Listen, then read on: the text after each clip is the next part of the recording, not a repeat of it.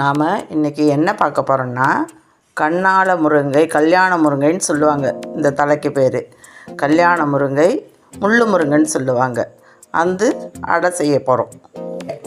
இந்த இலையில் ஒரு 25 இலை எடுத்து வச்சுருக்கோம். இட்லி அரிசி 400 கிராம் ஊற வச்சு எடுத்து வச்சுருக்கோம். 1 ஸ்பூன் ஜீரகம், 2 ஸ்பூன் மிளகு, தேவையான அளவு உப்பு, தோசை அடை வார்த்து எடுக்கிறதுக்காக நெய்.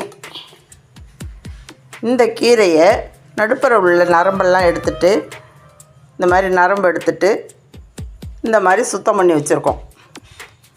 இதை மிக்சியில் போட்டு அரைச்சிட்டு வந்து நாம் அடை எப்படி செய்கிறதுங்கிறத பார்ப்போம்.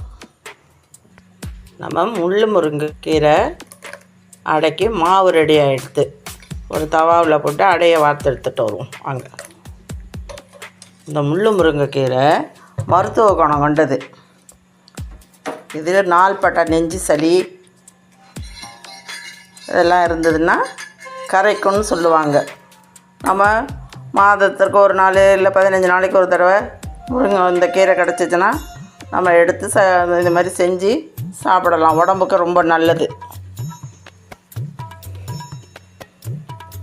இப்போ நம்ம தோசை தவாவில் ஊற்றிருக்கோம்.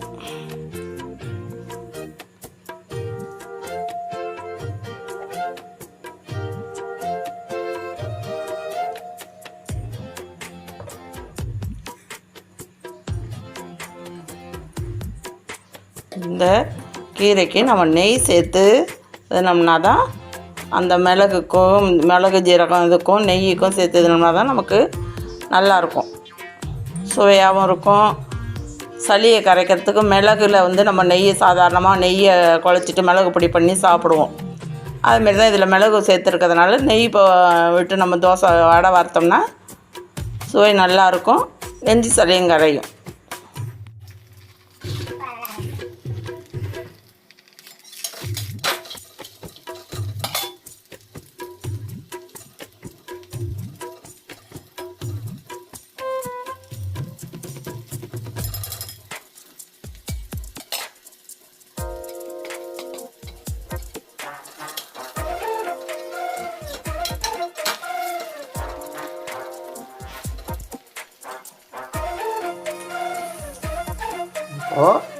நம்ம முள்ளு முருங்கை கீரை அடை ரெடி ஆகிடுது.